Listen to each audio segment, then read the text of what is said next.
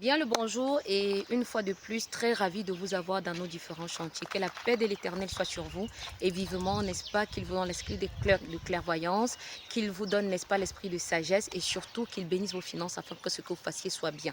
Alors aujourd'hui, comme toutes les autres fois, nous sommes encore à Berthois et comme on vous l'avait dit, nous sommes à Zangwa. Nous vous présentons, n'est-ce pas, la suite de nos travaux ici et nous essayons de faire des précisions par rapport aux questions que beaucoup d'internautes nous posent. Vous avez posé beaucoup de questions comme quoi, c'est quoi la qualité, n'est-ce pas, d'un bloc, quel est, n'est-ce pas, le type de sable utilisé, pourquoi parfois vous dites que certains sables sont réfractaires. Alors derrière moi, j'ai deux types de sable que je voudrais vous présenter. Et on vous dit toujours, tout ce que nous utilisons sont de façon locale, c'est-à-dire que ce que nous prenons, ce sont, n'est-ce pas, des éléments qui nous permettent de meubler très bien l'espace environnemental que nous avons et travailler avec, n'est-ce pas, des matériaux locaux. Donc ici, nous avons deux types de sable, vous verrez. Au niveau de la texture, vous verrez là. On a, n'est-ce pas, notre sable Sanaga que tout le monde connaît.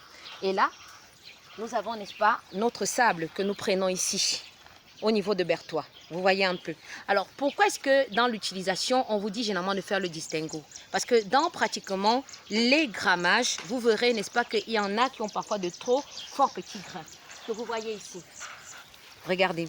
Et lorsque vous venez à travailler avec ça et que vous voulez produire des blocs, vous ne pouvez pas avoir une granulométrie équilibrée. Alors, c'est quoi la granulométrie équilibrée? C'est tout simplement l'effet d'avoir tous les matériaux qui entrent dans la composition d'un bloc de façon rangée sans laisser de vide.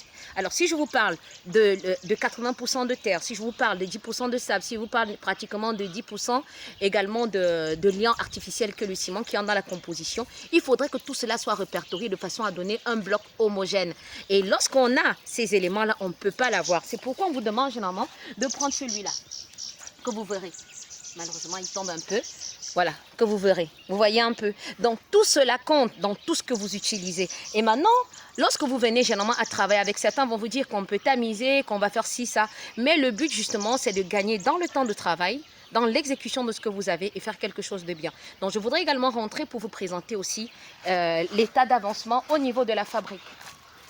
Donc, ici, vous avez également notre type de sable. Celui que nous appelons ici, notamment le tout venant, que vous voyez. Vous voyez? Vous verrez qu'il colle beaucoup. Et celui-ci, on ne peut pas l'utiliser pour la fabrication de blocs. Du tout pas. Vous ne pouvez pas. Vous le faites, vous verrez. Vous auriez des biscuits ou alors vous auriez des blocs qui pratiquement ne peuvent même pas sortir de votre moule. Et je prends la peine de le dire et faire des précisions parce qu'il y a beaucoup de personnes qui nous ont posé cette question. Il y en a qui achètent des machines et qui nous demandent un peu comment ça se passe. Et surtout qui veulent, n'est-ce pas, l'expertise là-dessus. On ne peut pas être partout. On ne peut